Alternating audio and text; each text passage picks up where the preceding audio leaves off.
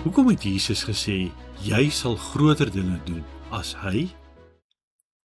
Wat as ek vir jou sê, Jesus glo meer in jou potensiaal as wat jy self doen? Dink net daaroor. Jesus sê in Johannes, julle sal groter dinge as hierdie doen. Nie omdat jy slimmer is nie, nie omdat jy sterker is nie, maar omdat hy sy werk deur miljoene gelowiges reg oor die wêreld wil voortsit. Die vraag is, watter soort God sê iets soos dit?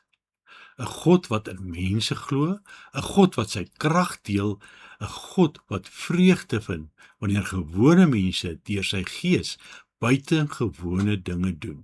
Die groter dinge waarvan Jesus praat, gaan nie oor roem of beroemdheid nie. Dit gaan daaroor dat sy liefde deur jou hande werk, dat sy stem deur jou woorde gehoor word en dat sy lig deur jou lewe skyn.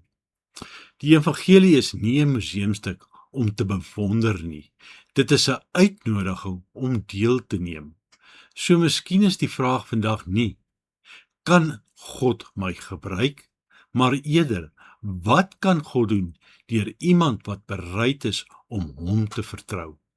Want die groter dinge begin die oomblik wanneer jy jou lewe in sy hande plaas.